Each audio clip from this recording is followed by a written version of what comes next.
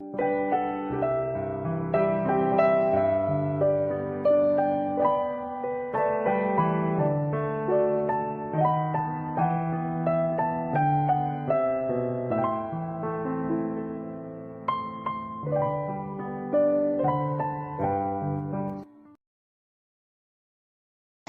dia a todos, no grande amor do nosso Deus. Como é bom e maravilhoso esse tempo precioso, quando paramos para adorar ao nosso Deus, ouvindo a sua palavra, falando com Ele através da oração, e ouvindo cânticos que exaltam e glorificam ao nosso Criador. E a palavra do nosso Deus em Colossenses 3, versos 1 e 2 nos diz: portanto, se fostes ressuscitados juntamente com Cristo, buscai as coisas lá do alto, onde Cristo vive, assentado à direita de Deus. Pensai nas coisas lá do alto, não nas que são aqui da terra. Bondoso Deus, louvado e exaltado seja o teu nome, ó Pai, em toda a terra. Nós somos gratos, ó Deus, por mais esse dia. Somos gratos, ó Deus, pelo teu cuidado. Somos gratos, ó Deus, e louvamos e te adoramos na beleza da tua santidade, reconhecendo a tua onipresença, a tua onipotência e onisciência. Tu és soberano, meu Deus, Deus excelso, Deus de bondade e misericórdia. Toda a honra, ó Deus, e todo louvor seja dado somente a ti, Pai, pois és o único Deus, o Deus que é digno de toda adoração. Nós te agradecemos pelas nossas vidas, te agradecemos, Senhor, pelo teu cuidado, te agradecemos, ó Pai, porque não temos nenhum mérito. No entanto, o Senhor tem cuidado de nós, tem nos abençoado, ó Deus, com inumeráveis bênçãos. Entre essas bênçãos, nós te louvamos e te agradecemos pela salvação em Cristo Jesus, pelo perdão dos nossos pecados. Ó Pai, continua perdoando, Senhor, as nossas faltas. Tu que nos conheces, sabes, ó Deus, o quanto somos falhos, imperfeitos. Mas Tu és o Deus que nos perdoa. E a Tua palavra nos diz que o Senhor nos perdoa e dos nossos pecados não se lembra mais. Então, Senhor, continua a cuidar do Teu povo, onde quer que esteja, Senhor.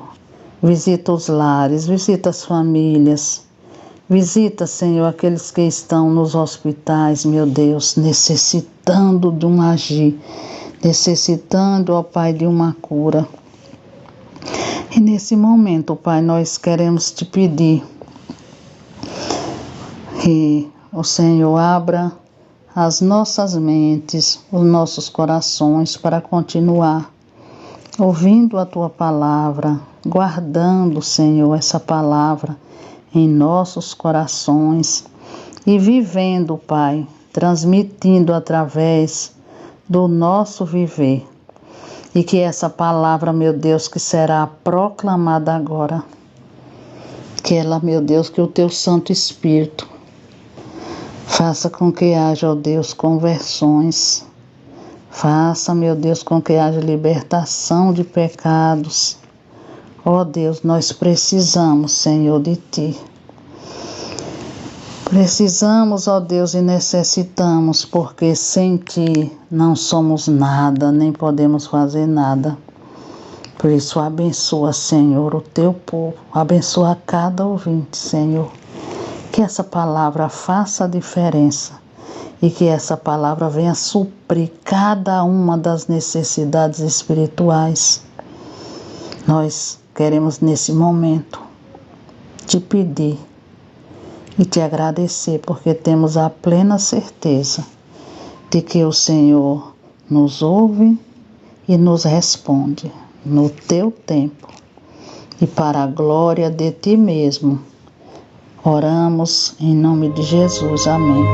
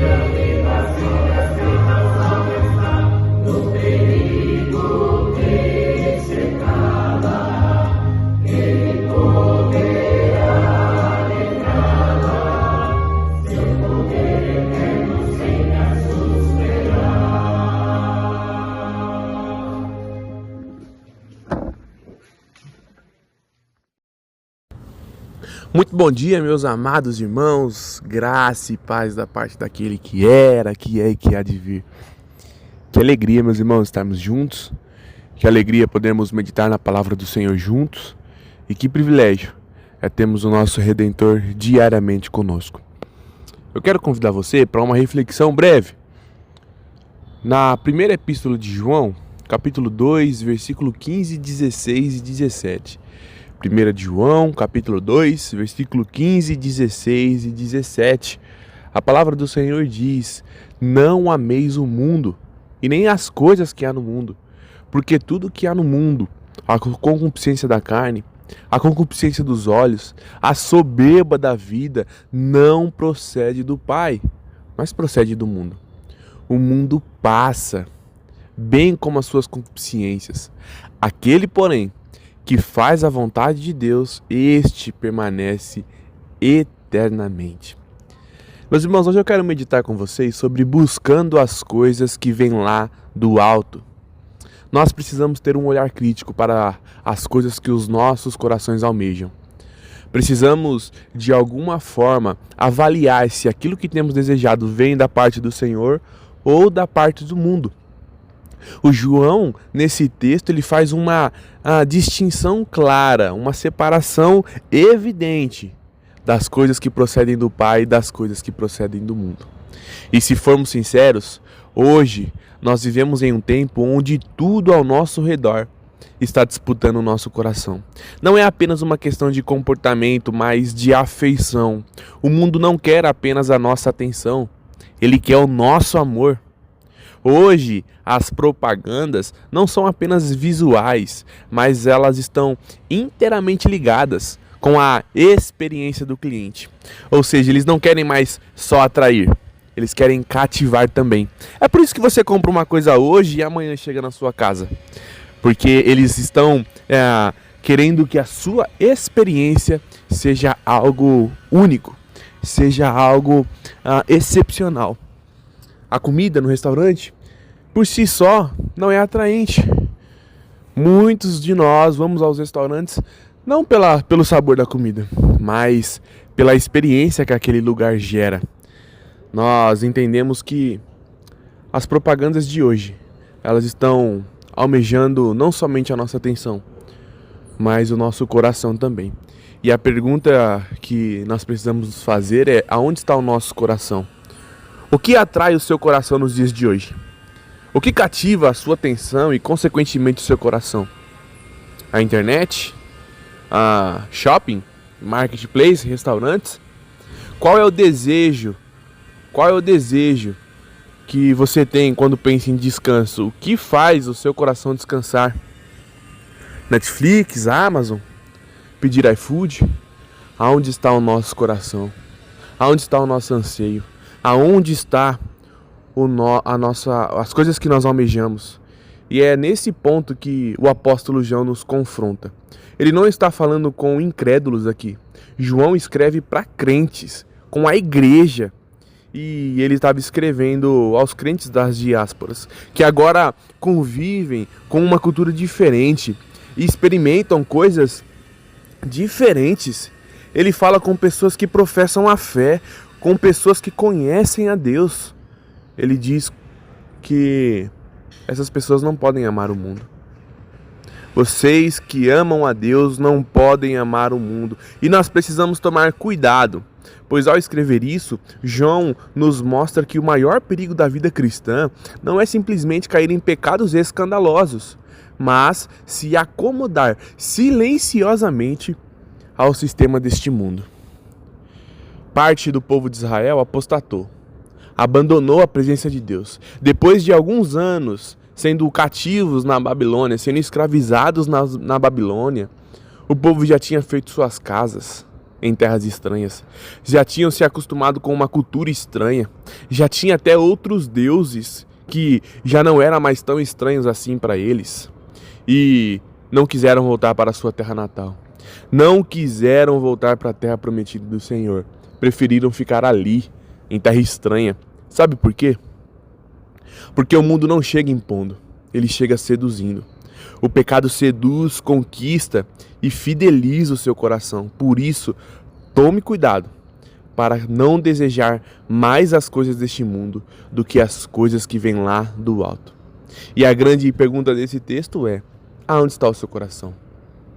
Precisamos direcionar o nosso coração, a inclinar o nosso coração a buscar as coisas que vêm lá do alto. E é por isso que João começa o texto com esse imperativo, com essa ordem: não ameis o mundo. Esse amar aqui fala de apego, de devoção, fala de inclinação do coração. Não é apenas um contato superficial, mas é uma ligação profunda. E se formos honestos, meus irmãos, se formos honestos, existe em nós uma tendência constante em amar o mundo. Mesmo sendo regenerados, Ainda lutamos contra o desejo que nos puxam para baixo. Ainda lutamos contra o velho homem, contra o pecado que parece estar impregnado no nosso coração. Ainda lutamos com essas coisas. Nós somos facilmente atraídos por conforto ao invés de santidade. É muito mais fácil buscar o conforto. Constantemente somos atraídos por segurança material ao invés de dependência de Deus. Quantas vezes colocamos Deus de lado e falamos: Senhor, deixa que essa eu resolvo. Meus irmãos, nós somos constantemente inclinados a buscar reconhecimento humano em vez de aprovação divina. Muitos são aqueles que passam a vida buscando a aprovação de homens, ao invés de se deleitarem na presença do Senhor. E sem perceber, começam a viver como se este mundo fosse o lar definitivo. Isso aconteceu com Israel no exílio. E é por isso que quando tiveram a liberdade decidiram ficar. É por isso que trocaram o Deus verdadeiro por deuses falsos. É por isso que preferiram as coisas do mundo e não as coisas de Deus. O mundo não precisa mais nos forçar, como foi com Israel e Babilônia. Ele apenas precisa nos seduzir, como é nos dias de hoje nas nossas propagandas. E aí nós vamos criando raízes onde deveríamos apenas passar. Vamos investindo tudo aqui como se não houvesse eternidade. E quando menos esperamos, sem perceber, o céu perde o valor e a terra se torna o nosso lar. É por isso que João nos confronta com uma verdade dura. Se alguém amar o mundo, o amor do Pai não está nele. Isso não é apenas sobre perfeição. O Senhor não quer que sejamos perfeitos, Ele conhece as nossas falhas. Isso é sobre direção. É sobre o que governa o nosso coração, o que governa o seu coração. E aí sim, Deus quer. Deus quer que a nossa totalidade seja dele. Deus quer que as nossas vidas sejam colocadas diante do seu altar. Deus quer que sejamos totalmente dependentes dele. Cuidado com a inclinação do seu coração ao mundo. Direcione o seu coração para se inclinar para as coisas que vêm lá do alto. Para buscarmos as coisas que são eternas, nós também precisamos diferenciar o que vem de Deus. João não apenas manda não amar, ele explica o porquê não amar. Porque tudo que há no mundo, e aí ele resume: a concupiscência da carne, a concupiscência dos olhos, a soberba da vida. A concupiscência da carne fala dos desejos desordenados do corpo. É quando alguém busca satisfação fora dos limites que Deus estabeleceu. É quando alguém diz: olha, é só dessa vez, não tem problema. Eu mereço, eu faço porque eu sinto vontade. É quando alguém diz: o importante é ser feliz. Cuidado. Quando o prazer se torna o centro, o Senhor deixa de ser o centro da sua vida. E com isso a oração é negligenciada, a leitura bíblica é negligenciada. É o nosso próprio coração que responde ao chamado do pecado, muitas vezes favoravelmente. Cuidado com a inclinação do seu coração. Depois João fala das concupiscências dos olhos, que é a cobiça. É aquilo que seduz pela aparência. A concupiscência dos olhos está ligada ao que vemos, e aí depois de ver passamos a desejar. É a cobiça despertada pela aparência. Não é apenas olhar, mas é olhar com desejo de possuir. Sabe quando você vai para as redes sociais e fica se comparando com as outras pessoas? Olha, meu vizinho tem isso. Olha, a casa do meu colega de trabalho nossa, que casa bonita. As coisas que o próximo tem não podem ser, de alguma forma, parâmetro para os seus desejos, visto que o nosso Senhor nos dá aquilo que necessitamos. Quando não estamos satisfeitos com aquilo que Deus tem nos dado, nós cobiçamos pelos olhos. Cuidado, porque em Lucas capítulo 11, a palavra do Senhor diz: são os teus olhos, lâmpada para o teu corpo. Se os teus olhos forem bons, todo o teu corpo será luminoso. Mas se forem maus, o teu corpo ficará em trevas. Não brinque com os olhos. Mas também ele fala da soberba da vida. O orgulho, a autossuficiência, a ilusão de controle. A soberba da vida fala da exaltação do eu. Eu consigo sozinho. Eu sei o que é melhor para mim. Eu sei o que é melhor para minha família. E mesmo que o indivíduo nunca diga isso, talvez ele nunca vá pronunciar essas palavras. As suas atitudes evidenciam o contrário. Ele age como se não precisasse de Deus. Ele age como se fosse autossuficiente. Ele age como se fosse poderoso o suficiente para governar a sua própria vida. Amados, se a concupiscência da carne busca prazer e a dos olhos busca possuir, a soberba da vida busca se exaltar. Tome cuidado. A soberba da vida é viver como se Deus não fosse necessário, mesmo dizendo que crê nele. João está falando para os crentes e diz: olha, a soberba da vida não procede de Deus. Depois de tudo que nós ouvimos, essa palavra não nos permite permanecermos neutros. João não escreveu isso apenas para informar. Ele escreve para confrontar. Confrontar corações que se dizem rendidos ao Senhor. Então a pergunta agora não é o que esse texto significa para a época. A pergunta é o que esse texto revela sobre mim, o que esse texto revela sobre você. Quais são os desejos que têm governado as suas decisões? Você tem buscado prazer acima da santidade? Tem cedido às suas vontades que sabem que desagrada a Deus? Tem alimentado em secreto aquilo que Deus condena? Nem todo desejo deve ser satisfeito. Muitos devem ser crucificados. Reavalie onde está o seu coração, os seus investimentos, onde você tem colocado a sua vida, sua energia, sua esperança, os seus recursos. Cuidado para não estar promovendo uma vida ocupada e cheia, mas vazia e ociosa da presença de Deus, buscando as coisas que são eternas. Nós precisamos viver o hoje, almejando a eternidade. João nos leva ao desfecho. Aquele que faz a vontade de Deus permanece eternamente. Não se apega a essas coisas não. O mundo promete tudo, mas não pode manter nada. Se apegue às coisas que vêm do alto, a promessa de Jesus Cristo. Se apegue àquilo que Ele falou. Se apegue àquilo que Ele fez. Viver para o mundo é investir em algo que já está condenado a desaparecer. Quem vive para Deus não perde nada, apenas troca o que é passageiro pelo que é eterno. Cristo desceu do céu para nos resgatar. Ele viveu entre nós, foi morto na cruz do Calvário para nos resgatar. E Ele virá em breve, sabe para quê? Para nos resgatar, queridos. Em João capítulo 14, Ele diz: na casa de meu Pai há muitas moradas. Se assim não fora, eu vou-lhe teria dito, pois vou preparar-vos lugar, e quando eu for e vos preparar lugar, voltarei e vos receberei para mim mesmo, para que, onde eu estou, estejais vós também, e vós sabeis o caminho para onde eu vou. Porque Ele se revelou para nós. O caminho, a verdade e a vida só podem ser encontrados no Cordeiro de Deus que tira o pecado do mundo. Em Cristo nós somos mais do que vencedores, porque Ele é a garantia de sucesso, porque Ele é a garantia de vitória. Não ame o mundo, ao invés disso, ame a Cristo, aquele que era, que é e que há de vir. E que há de vir, virá nos buscar, para morarmos nas mansões celestiais. E diante dessa palavra, não tenha uma atitude de neutralidade. Examine os seus afetos, reveja as suas prioridades e volte para aquilo que vem lá do alto. Em nome de Jesus. Amém.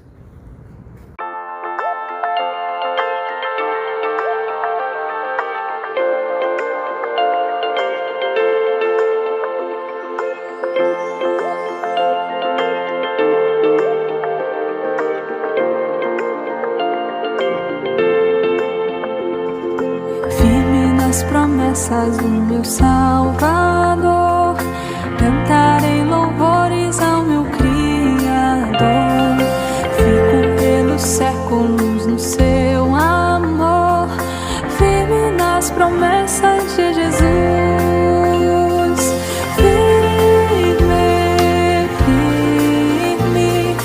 Firme nas promessas de Jesus, meu mestre.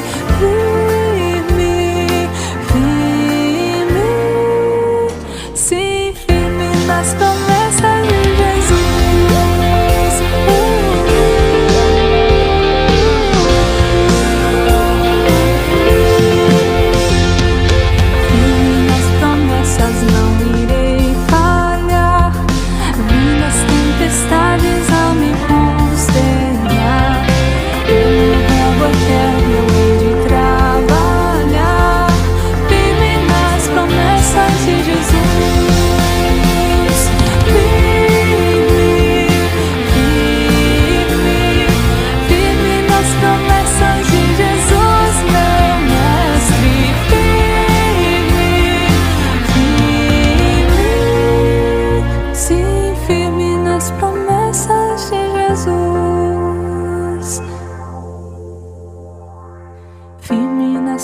promessas sempre veja assim, purificação no sangue para mim, plena liberdade eu provarei sem fim, firme nas promessas de Jesus, firme nas promessas de Jesus, meu mestre,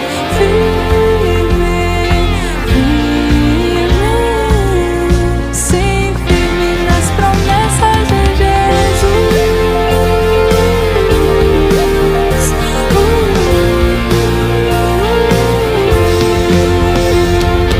firme nas promessas do Senhor Jesus, em amor ligado com a sua cruz, cada dia mais alegre na luz, firme nas promessas de Jesus,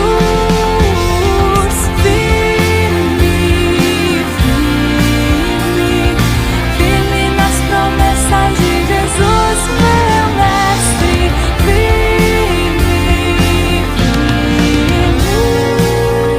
sim, firme nas promessas de Jesus,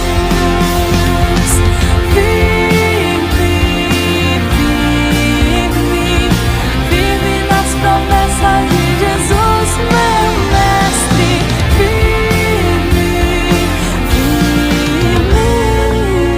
sim, firme nas promessas de Jesus.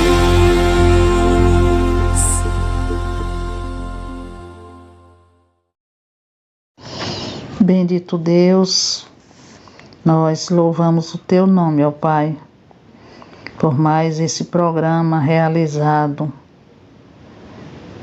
com a Tua graça, com a Tua misericórdia, e permite, Deus, que outras vezes possamos ter essa oportunidade, o privilégio, ó Deus, em Te servir, em Te adorar, em espírito e em verdade. Te apresentamos, Pai, aos nossos amados ouvintes. Visita cada um. Sei com cada um, meu Deus, o Senhor sabe como cada um está e o que cada um precisa. Nós te pedimos e agradecemos no nome santo do Senhor Jesus, que essa palavra faça a diferença, que essa palavra, meu Deus, tenha penetrado nos corações e que haja, Senhor, conversão para a honra e glória do Teu nome. Oramos em nome de Jesus. Amém.